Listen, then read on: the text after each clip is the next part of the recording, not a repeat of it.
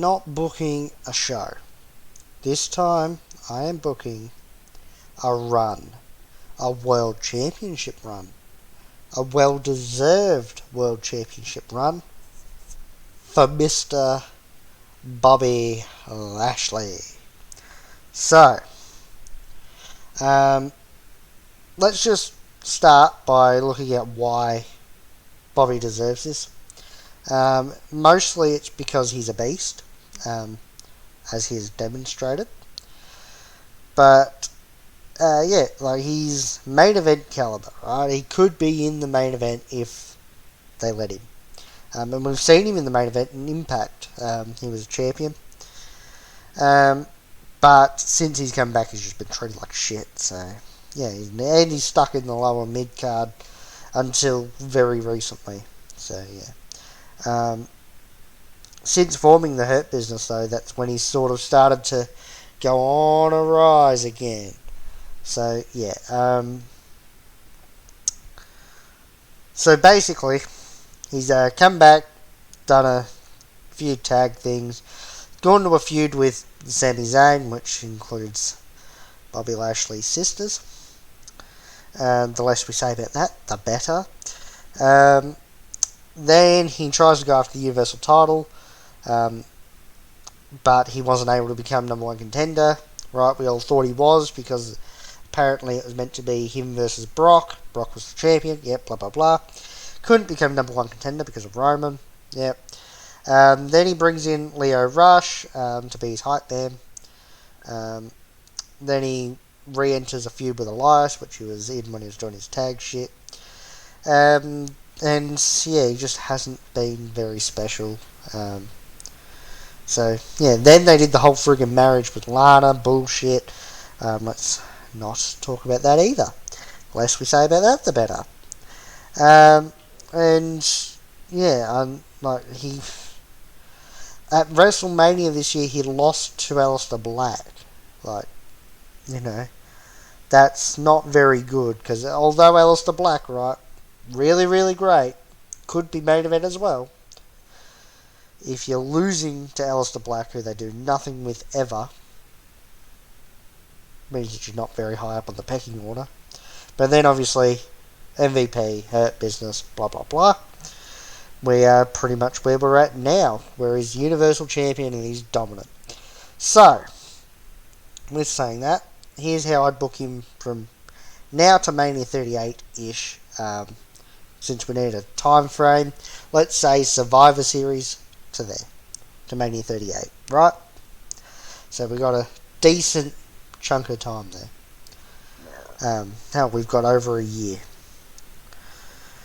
Unless I'm meant to say Mania 37 and I wrote it wrong. Let's see. So at Survivor Series, Lashley beats Sami. Just dominates him. Pretty much murders him. That would be great. Then we can head to TLC, where he beats Ali to end the feud Retribution. US title's obviously on the line there. We then get to the Rumble, where Lashley defends against Braun, Keith, and Drew.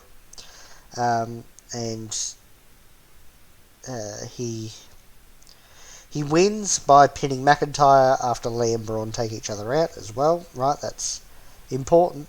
He beats McIntyre. Because McIntyre, former WWE champion. If he beats McIntyre, then you sort of go, maybe he could be. Right? At Elimination Chamber, Lashley beats McIntyre in a one-on-one match. So that, it's like, wasn't just that he'd beaten him. It's a friggin' fly in here. But yeah, it's not just that he'd beaten him in a Fatal 4-Way, he's now beaten him one-on-one. Then we'll get to, now in my WrestleMania 37 how I'd book video, I said that I'd have Lashley versus Rollins, McIntyre and Cruz, have McIntyre win, but I'm going to change it so Lashley successfully defends against Styles at Mania. Then at Money in the Bank, he defends his title against Elias. Also, Brock beats Edge for the WWE Championship, changing up how it works in the booking video as well. So then after Elimination Chamber, and he's beaten Elias, because Elias is also fairly high in the pecking order too. Um, so the next night on Raw after Money in the Bank, Lashley says that he's giving up his United States Championship. Just relinquishes it to MVP. So MVP is now the champion, and I would have Cedric and Shelton as Raw Tag Champs. Brock says, not Brock. Bobby says that he's going after Brock and the Universal title, or WWE title, whatever belt it is. So at the next few events like Backlash, Extreme Rules, all that shit, we have Lashley beating Braun at Backlash, Keith Lee at Extreme Rules. Also, that sets up that at SummerSlam it's Lesnar versus Lashley. Lashley's beaten all top contenders, sort of thing, except for Randy Orton, really, but he's had to quit at WrestleMania against Edge. So that just sort of keeps Orton out. Edge has just lost the belt. We don't need, don't need Bobby versus Edge just yet, because we still need people for him to challenge. So at SummerSlam we get Lesnar versus Lashley, and we have Lashley wins. Lashley beats Brock at SummerSlam. That'll be great. It's a SummerSlam caliber main event, so you don't have to worry about any of that. By this stage we've booked Lashley so that it seems like he's unstoppable, and if he beats Brock, then his championship reign is just going to be great. I know that Brock, losing to the next up-and-coming superstar, sort of a running theme, but for Lashley, it is very legitimate, because who is the only person that might be able to take Brock in a proper fight? Lashley. You look at Lashley, you look at Brock, you go, if they would actually fight, MMA, UFC, whatever, we'd have a fight on our hands. Like, you would probably, if you had to bet on it, you would probably go Brock, but you could also see Lashley winning, right? Like, that's how I look at it anyway. So yeah, he does that. Now, like after SummerSlam, right, we have Lashley defending the belt, obviously, in some good matches. Like Lashley's matches aren't ever going to be all-time classics. They're not. But if we can have some shorter, quick, dominant victories against some people and some longer matches against some other people, could be great. So like you can have him fighting Edge, Orton can come back, Drew, Braun, Keith, maybe you do Lesnar, but probably not. Then in the draft they could bring over Rollins or Reigns or someone, or call some like Ciampa or somebody up from NXT, Adam Cole, whatever. You could have all that leading up. Obviously you got Survivor Series, so he's facing the Universal Champ, and you just sort of have that coasting your way to WrestleMania 38. Like obviously Lashley's not losing on the way to Mania 38, so we've booked him as champion for about 6 months, roughly. Is it more? What is it? August, so September, October, November, December, January, February, March, April.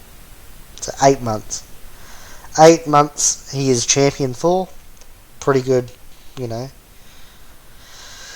pretty good length. And he's in that time he's beaten Edge, Orton, Braun, Drew, Lee. That's 5 people. You could, like I said, you can have Rollins come back over. You can have Ray, Dominic. You could have, Ciampa come up, Gargano come up, Cole come up. Imagine Hurt Business versus Era. Ooh, that would be great. I would love to see that. So, you sort of, just book him against some really good people, have some good matches and whatnot, And then we get to WrestleMania, and I would have him drop it back to Lesnar. Right, I would have MVP, right, and this is where you can break up the Hurt Business. They don't need to be around forever. They've been around for, 2 years by this point, roughly. So you can just have them sort of split up, have Lashley go his own way, because he needs that at this point. You can have growing tension coming up from probably Survivor Series-ish, where, let's say, they have a Survivor Series match, the Hurt Business versus someone,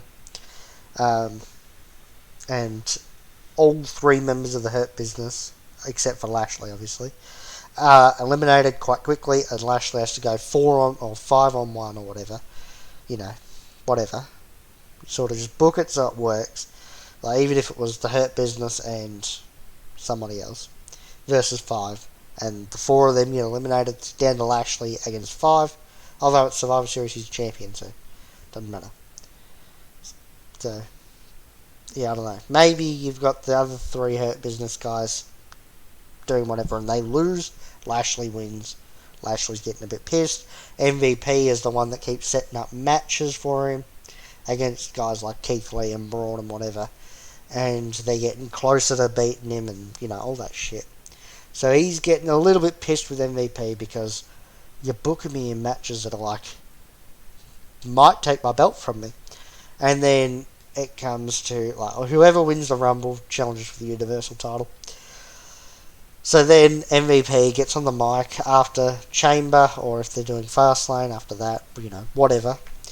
Gets on the mic on the, road to WrestleMania, and says that Lashley has beaten absolutely everybody.